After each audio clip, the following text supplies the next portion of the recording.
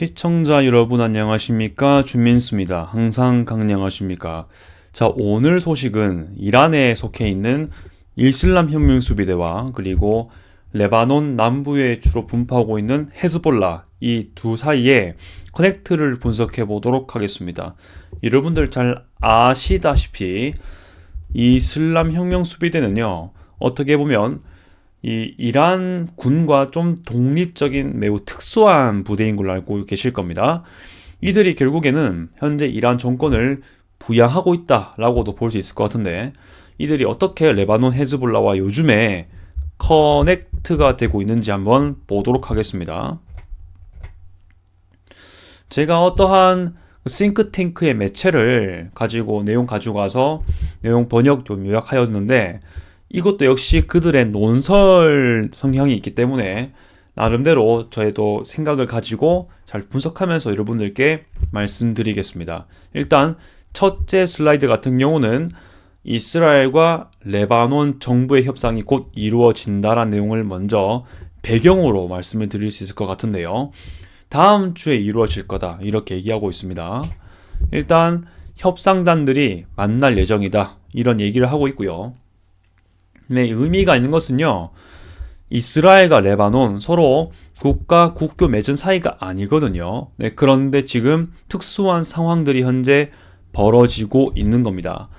어떤 내용 가지고 협상한 거겠습니까? 여러 가지가 있을 수 있지만 가장 큰 키워드를 한다면 바로 헤즈볼라인 것입니다.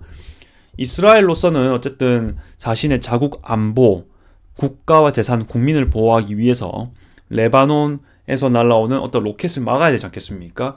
네, 그게 레바논 정부군이 날리는 게 아니지 않습니까? 헤즈볼라가 날리는 겁니다. 네, 그런 것들을 좀 처리하기 위한 것이고, 레바논 같은 경우는 현재 대통령이 바뀌었죠. 제가 말씀드린 바가 있습니다. 조셉 아운이라는 인물인데요. 이 인물은 어쨌든 예전 세력에 비해서는 좀 헤즈볼라에서 조금씩 독립되려는 성향이 있고, 친서방, 친미적인 성향이 좀 있다라 말씀드린 적이 있고, 군인 세력인 것도 말씀을 드린 적이 있습니다. 네, 하지만 그렇다 해서 헤즈볼라를 완전히 또 뿌리치기 또 어려운 입장인 것도 사실입니다. 뭐 이런 복잡한 사실들을 또 가지고 있다 보니까 서로 협상할 수 있는 조건들이 필요하겠죠. 현재 현실적으로 레바논군 지도부에서는 지금까지 헤즈볼라의 어떤 대치되는 상황들을 좀 거부하고 있다라고 얘기를 하고 있습니다. 헤즈볼라도 물론 초토화가 되어가지고 현재 힘을 쓰지 못하고 있다고는 하지만 레바논군 역시 뭔가 재건을 하고자 하는 어떤 역량이 좀 부족한 면이 많죠.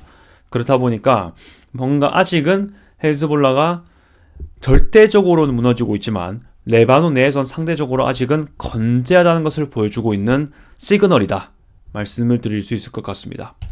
자, 그리고 여기 워싱턴 인스티튜트에서 말하기로는요, 이스라엘은 단독으로는 임무 완수가 불가능하다라고 얘기하고 있습니다.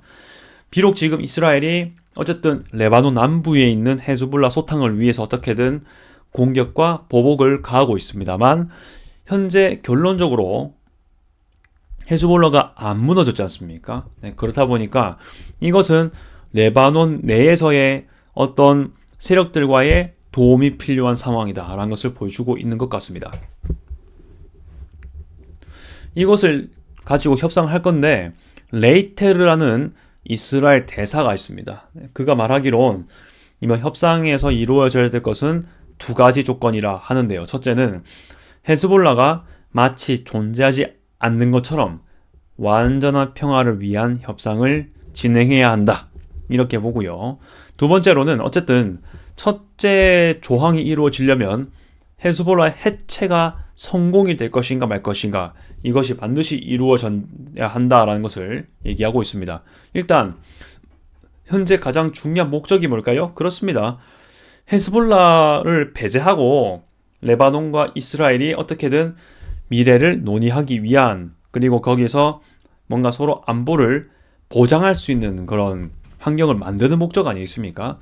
그러면서 이런 협상들이 이루어질 텐데, 헤즈볼라가 역시 또 중요한 이 되고 있는 것이고, 역할이라고 하기보단 정확히 말하면 여기서 불가피한 영향력이 있다는 거죠.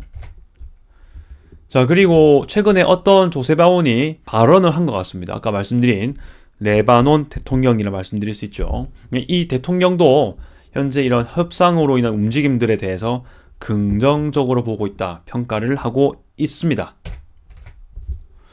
자, 그리고 헤즈볼라는 지금 많이 박살이 난 상황은 맞습니다만, 그래도 레바논 특성상 재건 능력이 있다라고 보고 있는 것인데, 일단 이것도 말씀드렸죠.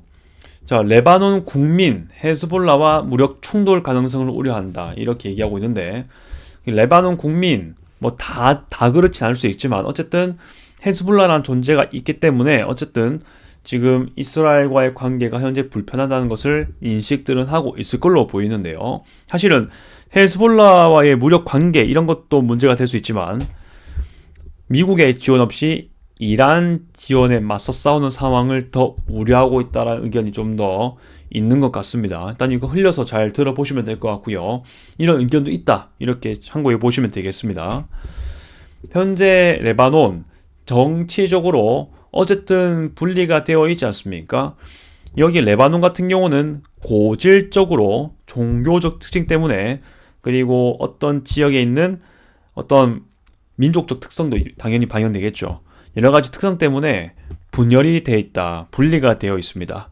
자, 그리고 경제적으로도 어떻게 보면 많이 무너져 있지 않습니까? 하지만 헤즈볼라가 이 상황에서 많은 부분에서 커넥이 많이 되어 있다라는 것입니다. 레바논 내에 어떤 정치인들, 경제 인사들 이런 것들이 헤즈볼라랑 많이 지금 연관이 되어 있다라는 것을 봤을 때, 헤즈볼라가 물론 초토화가 많이 되었지만은 그렇다 해도 뭔가 다시 재건할 능력이 있다는 것을 보여주고 있는 것이다, 얘기할 수 있는 것이고요. 뭔가 헤즈볼라를 뭔가 견제할 만한 강력한 세력이 있냐? 없다는 겁니다. 레바논 정부가 그렇게 된다면은 헤즈볼라가 이렇게 큰 영향력을 발휘하기가 어렵겠죠. 하지만 레바논 정부가 물론 현재 헤즈볼라를 좀 상대하려고 하고요, 대치하는 걸 그렇게 꺼려하고는 있지만 그래도 이전 정권에 비해서는 좀 그게 강력한 모습이 있는데, 그러면서도 이스라엘하고도 협상을 하려고 하는 태도가 있지 않습니까? 하지만 그 모든 것들이 헤즈볼라의 재건 능력을 막지 못하고 있다, 이게 문제인 것입니다. 네, 그것을 지적하고 있고요. 저도 여기에 대해서는 상당히 좀 동의를 하고 있습니다. 레바논의 상황이 어렵기 때문에 만약에 정말 그 레바논 자체가 정말 강력한 군대를 가지고 있고 단일 민족이고요, 그리고 대내외적으로 어떤 반란이라든지 외부의 압력이 들어올 경우에 진압을 하거나 그럴 능력이 되는 나라면 헤즈볼라가 사실 크게 흥기할 일이 별로 없을 건데, 레바논 상황이 좀 어렵지 않습니까? 분열이 많이 됐기 때문에 이렇게 특히 수니파, 시아파 기독교 세력들이 정말 여러 지역에 다발 분포하기 때문에 이러한 분열 속에서 헤즈볼라가 이렇게 등장한 건 맞거든요. 그런 것도 같이 볼 수가 있겠습니다. 정치적, 경제적 기반을 무시하고 군사 인프라만 공격을 하는 것은 헤즈볼라가 매번 회복할 수 있는 비결이다. 즉 뭐냐? 그 헤즈볼라로 통하는 물줄기를 없애야 되는 것이지, 헤즈볼라의 어떤 힘이 바로 드러나는 그런 것만 없애서는 될 게 아니다. 그러니까 이제 화분이 있다고 한다면은 꽃만 없앨 게 아니라 꽃 밑에 있는 뿌리라든지 그 뿌리 물 자체를 없애야 된다, 이런 얘기를 하는 것 같습니다. 그런데 제가 한 번 또 말씀을 드리자면, 일단 군사 인프라만 공격하는 것도 이유가 있습니다. 물론 헤즈볼라가 지원을 받고자 하는 것들 때 물론 문제가 될 수 있겠지만요, 당장 군사 인프라가 있기 때문에 그것 때문에 계속 이스라엘에 대해서 공격을 계속 가고 있지 않습니까? 그렇다 보니까 당장 이스라엘도 자국 재산과 국민을 보호하기 위해서는 어쨌든 이 레바논에서 오는 미사일, 로켓, 드론을 막아야 되기 때문에 군사 인프라를 먼저 공격할 수밖에 없습니다. 네, 그거는 인정이 돼야 되고요. 이제 거기서 플러스해서 헤즈볼라가 흥기되는 걸 막으려면 어쨌든 그 물줄기를 없애야 되는 것인데, 그게 주로 이란 그리고 그 산하에 있는 이슬람 혁명 수비대겠죠. 이렇게 내용을 이해하시면 되겠습니다. 자, 그래서 헤즈볼라가 재건되는 이유를 좀 더 살펴보면요. 일단 헤즈볼라 상황은 현재 군사 인프라도 그렇고 이스라엘 정보기관에 의한 것도 그렇고 지휘체계도 그렇고 다 아주 초토화가 된 상태입니다. 자, 그렇긴 한데 이스라엘에 대한 무력 충돌을 최소화하면서 생존 재건하는 것 목표 당연히 그렇겠죠. 이것도 표현 자체는 알아둘 필요가 있을 것 같고요. 그리고 이란의 지속적인 자금 지원, 이것이 바로 헤즈볼라가 재건되는 이유가 아닌가 이렇게 보고 있는 것이죠. 이란 현재 많이 지금 공격당하고 전쟁 때문에 어렵지 않냐 싶을 수 있겠지만 아직까지 필사적으로 쥐어짜내는 그런 수준으로 헤즈볼라를 지원하는 것으로 현재 알려져 있는 것 같습니다. 좀 이 말에는 아주 동의하는 부분이고요. 최근 이스라엘이 이란에 대한 주요 작전을 하는 그 사이 기간 동안에 헤즈볼라에 약 10억 달러를 지원했다라고 얘기하고 있습니다. 엄청난 규모의 금액이거든요. 이란의 어떤 경제 상황에 비해서 봤을 때 아주 큰 규모란 것을 알 수가 있습니다. 자, 그리고 헤즈볼라가 레바논의 주요 안보 및 금융 채널을 계속 장악하고 있다.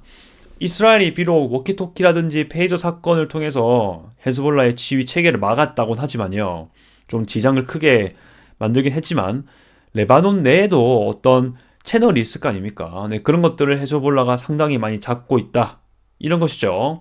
좀 더 플러스해서 말씀드리면은 헤즈볼라 태생적 특징이 그 지역에 있는 사회 커뮤니티에 큰 영향을 미치는 거거든요. 헤즈볼라는 말씀드렸죠. 레바논 남부에 있습니다. 자, 그런데 그들이 어떻게 보면 지역 지지도 필요하고요. 그리고 그들의 무기 지원도 필요하고 정보원, 전투원 모집도 매우 중요하고요. 헤즈볼라가 굴러가려면 어쩔 수 없이 그들이 보기에 어쩔 수 없이 헤즈볼라가 좀 도미넌트, 좀 현저하게 많이 있는 곳에 있는 이 사람들의 지지가 필요하거든요. 그렇다 보니까 어떠한 그 사람들에게 복지, 사회 공공시설 제공 이런 것들을 헤즈볼라가 해왔다 이겁니다. 레바논 정부가 워낙 분열된 사회 속에서 그리고 내전도 깊었지 않습니까? 80년대 중심으로 해서 그렇다 보니까 이런 좀 벽지라 볼 수 있는 레바논 남부까지 뭔가 큰 영향력을 미치지 못했다라는 게 있습니다. 그 공백을 누가 채운 겁니까? 바로 헤즈볼라가 한 겁니다. 그런 것들을 이용해서 헤즈볼라가 남부만 좀 중심이긴 하겠지만요. 플러스해서 다른 지역에까지 영향력을 넓혀왔다라는 것이고 특히 영토적으로는 남부에는 아까 말씀드린 사회, 복지, 그리고 커뮤니티 형성 이런 것들에 영향을 미쳤기 때문에 상당히 많은 그리고 종교 역시 시아파가 레바논 남부에 주로 분포하거든요. 그래서 헤즈볼라도 시아파고 레바논 남부에 있는 주로 지역에 있는 사람도 시아파를 믿습니다. 종교적 동질성도 있습니다. 그렇다 보니까 뭔가 생각보다 많은 레바논 남부 주민들은 이 헤즈볼라를 자연스럽게 지지하는 그런 환경으로 가는 것이죠. 이런 것까지 같이 설명해 줄 필요가 있습니다. 자, 좀 더 플러스해서 보겠습니다. 헤즈볼라가 현금 경제 면에서 여전히 번창하고 있다. 이건 저도 의아해는 했지만 그래도 나름대로 조사한 결과 아니겠습니까? 일단 그렇다고 봐야 될 것 같고요. 그리고 헤즈볼라 최고 정치적 동맹이자 아말 운동 수장이자 그리고 30년 이상 국회의장직을 하고 있던 나비 벨이라는 인물이 있다고 합니다. 이들 움직임도 중요한데 레바논 내에서의 영향력도 있지만 이들은 특히 이 인물 같은 경우는 이란의 이슬람 혁명 수비대하고도 깊은 커넥션이 있다는 것을 얘기할 수가 있고요.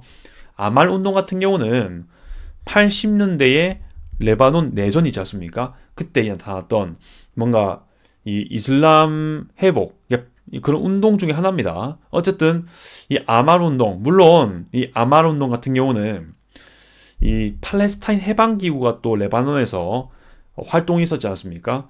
그들하고 사이가 안 좋기는 하지만 제가 알기론 하지만 비슷한 목표가 있죠. 어쨌든 그 뭐라고 해야 되겠습니까? 이란과 커넥트가 많이 되는 것도 있고 기독교 세력도 척결하고 여러 가지 그런 것들에 대해서는 좀 비슷한 면이 있었다 얘기할 수가 있는데, 이러한 단체가 지금도 살아남아 있다는 것은 또 눈여겨볼 만한 점이죠. 그만큼 이란이 계속 이러한 단체들을 지원하고 있었다는 것도 사실 암시할 수 있습니다. 레바논의 어떤 여러 가지 안보, 관세, 금융 정말 중요한 부분들 아니겠습니까? 행정적인 부분까지 속해질 수가 있습니다. 네, 그런 것까지 헤즈볼라가 자금을 이동시키고 무기 부품을 수입하고 이란 및 인근 지역에서 전투원을 들어오는 것까지, 이런 것들이 이러한 나비 베리와 그 관련의 세력들의 움직임에 의해서 이루어지고 있었다. 이것이 또 중요한 것이죠. 자, 그럼 이 속에서 좀 조명해야 될 것은 이슬람 혁명 수비대는 어떤 역할을 하고 있었냐 좀 봐야 되겠습니다. 이미 좀 암시가 되고 있긴 했지만 좀 더 자세히 들여보도록 하겠습니다. 헤즈볼라가 다른 세력 도움 없이는 레바논에서 지배적 역할을 하지 못한다. 이것도 좀 일리가 있는 말이죠. 물론 지금 분열의 상황이라 보니까 뭔가 힘을 다할 수는 있겠지만, 헤즈볼라가 아주 압도적인 재정 지원, 무기 지원이 없으면 사실 영향력 발휘가 불가능하죠. 어떻게 헤즈볼라가 레바논 정부군의 그런 무기를 뺏고 쓰겠습니까? 전체적으로. 뭔가 그들을 능가하는, 그러니까 제가 정확히 말씀드리는 것은요, 레바논 정부의 어떤 기술, 군사적 그런 성능보다 좀 더 군사적 기술이 개발된 나라에게 지원받아야 좀 우위를 점할 수 있다는 것도 있을 것이고, 경제 말할 것도 없는 건데 그게 바로 이란으로부터 온다 보면 되겠습니다.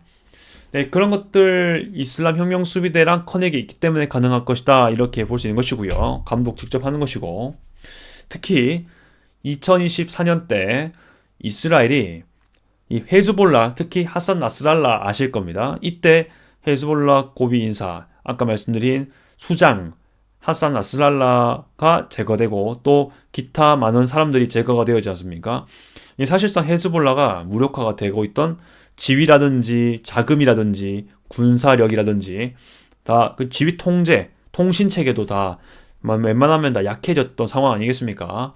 네, 그런데 이 이란 같은 경우는 어쨌든 외국에 대리 세력 두고 있는 게 정말 거의 목숨과도 중요한 입장이기 때문에 어쨌든 가장 충성적인 파 중에 하나가 또 헤즈볼라 아니겠습니까? 어떻게든 이슬람 혁명 수비대는 헤즈볼라 통제를 극적으로 강함으로써 이들을 계속 이탈하지 않도록 유도했던 겁니다. 약해지니까 더 끌어들이는 전략인 것이죠. 그러한 맥락으로 수백 명의 지휘관이랑 또 여러 가지 재건할 역량들을 보냈다 이렇게 보는 것이죠. 레바논에 파견했다고 하지만 사실 레바논 정부를 보호하기 위한 거였다기보단 헤즈볼라를 보호하는 거였겠죠. 자, 이것은요 1979년 이후의 얘기입니다. 80년으로 가는 얘기이기도 합니다. 이슬람 혁명 수비대가 레바논 내의 아말 운동과 팔레스타인 해방기구 세력이 협력했던 방식과 유사하다 이렇게 볼 수 있고요. 아까 말씀드렸죠. 80년대에 레바논 내전이 발생했을 때 그때에 기독교 세력 팔랑해 세력이라 하지 않습니까? 그들에 대항해서 또 나온 게 아말 운동이고요. 그리고 팔레스타인 해방기구 같은 경우는 원래 요르단에서 많이 액티비티가 있었는데요. 거기서 쫓겨났습니다. 아무래도 그때 팔레스타인 세력이 그 당시 요르단 국왕에 대해서 뭔가 해를 끼치려고 했던 사건이 있었기 때문에 그러한 거에 대해서 또 석유 자원 점령 이런 것도 시도했기 때문에 아무래도 요르단으로서는 이 팔레스타인 아랍인들에 대해서 아주 불편감이 컸을 거라 보고요. 쫓겨 보냈습니다. 그래서 레바논으로 간 것입니다. 레바논이 그나마 좀 간섭이 좀 적었던 편이었던 것으로 파악이 됩니다. 그리고 이제 다른 나라 시리아도 역시 그 당시에는 아사드 정권, 철권 통치이기 때문에 다른 소수 정의 사람이라든지 부족이라든지 어떻습니까? 다 숨 죽이고 살았던 거죠. 그리고 이집트 같은 경우도 무바라크 정권, 나세르 정권, 안와르 사다트 정권 이때 아니었겠습니까? 어쨌든 상대적으로 국가가 하나로 좀 뭉쳐있던 시기였습니다. 독재 정권 비슷했긴 했지만요. 요르단 같은 경우야 국왕체제이기 때문에 어쨌든 하나로 권력이 몰리는 체계 아니었습니까? 하지만 레바논 같은 경우는 어떻습니까? 물론 대통령 있고 총리가 있긴 하지만 상대적으로 뭔가 분열된 세력들이 더 힘이 많이 있던 시기고 지금도 물론 그렇지만요. 그렇다 보니까 힘의 공백이 좀 많았던 나라이기 때문에 이 팔레스타인 세력들이 좀 더 자유롭게 들어갈 수 있었던 것도 있습니다. 이슬람 혁명 수비대 같은 경우는 필요에 따라서 지역 내에 시아파 민병대 전투원을 혼합 배치하는 기존 전술을 활용한다. 이게 쉽게 말하면요. 예를 들어서 어떤 나라가 있습니다. 어떤 나라에 이 이슬람 혁명 수비대를 지원하는, 그러니까 도와주는 팀이 10개나 있습니다. 근데 각각 다 출신 다릅니다. 출신 다른 10몇 개의 팀들이 하나의 공통된 이슬람 혁명 수비대를 지지합니다. 이렇게 하면 뭐가 좋냐면요. 일단 출신들이 다 다르지 않습니까? 근데 다 공통점은 이란 이슬람 혁명 수비대 출신은 아닌 거예요.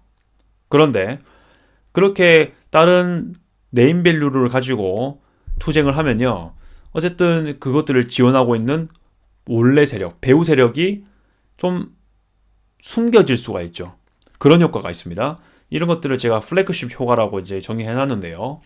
특정 국가가 배후 및 어떤 세력에 대한 기획을 지원하고 있지만 직접적인 개입과 책임은 숨긴다. 즉 뭐냐?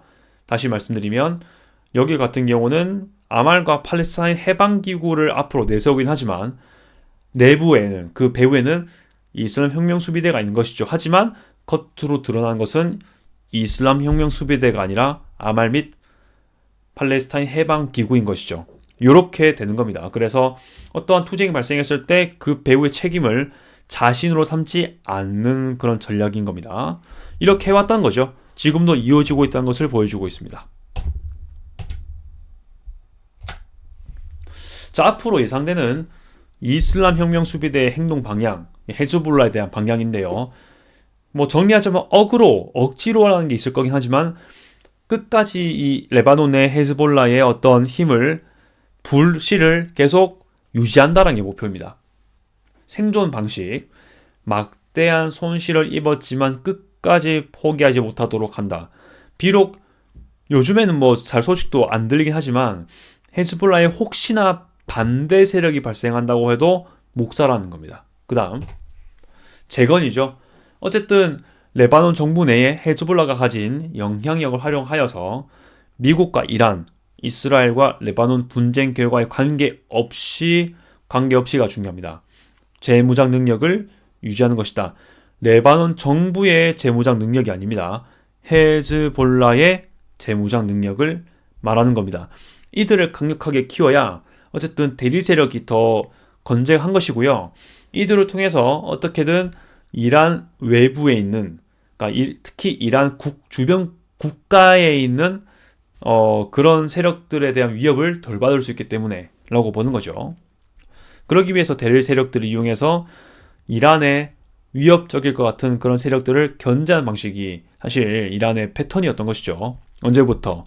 1979년 이슬람 혁명 이후 때부터입니다. 자, 대결 구도를 만드는 것인데 어쨌든 이것은 내부의 반대 세력을 무마하기 위한 목적인 거죠. 외부로 계속 돌려가지고 어떻게든 뭔가 내부 결속을 좀 추구한 방식이다라고 볼 수 있겠습니다. 혹시나 내부 반대 세력이 있으면 어쨌든 우리는 계속 이스라엘 공격하고 있고 우리는 이스라엘에 대한 어떤 효과적인 어떤 결과도 낳고 있다. 이렇게 전략으로 가는 것입니다. 자, 그리고 이것은 또 이 워싱턴 인스티튜트의 어떤 전략적인 좀 전망을 말하는 것인데요. 일단 잘 흘려 들으시면 될 것 같습니다. 중요한 부분들은 잘 참고하시고요. 트럼프 행정부에 이란 전쟁 종식을 합의하게 된다면 레바논 휴전은 포함을 하되 이란 지역에 있는 대리 세력, 특히 이 헤즈볼라 포함이겠죠. 이들을 중단시키는 것을 지원 중단하는 거죠. 이런 조항은 좀 제외됐으면 좋겠다. 그 뭐냐? 이슬람 혁명 수비대로서는 헤즈볼라를 계속 지원하고 싶으니까 미국과 협상을 할 때 이런 조항은 좀 없어지길 바라는 것이죠. 만약에 그렇게 되면 헤즈볼라는 건재한 것이기 때문에 승리 선언을 하게 되는 것임과 함께 뭡니까? 대리 세력 지원 중단 안 하기로 한 거니까 어쨌든 이스라엘이 헤즈볼라 무장 해제하는 거 그런 거 하지 말라고 이렇게 얘기하는 것이죠. 그리고 이스라엘 레바논 평화 추진 결국 목적이 뭡니까? 헤즈볼라를 해체하는 거에 있습니다.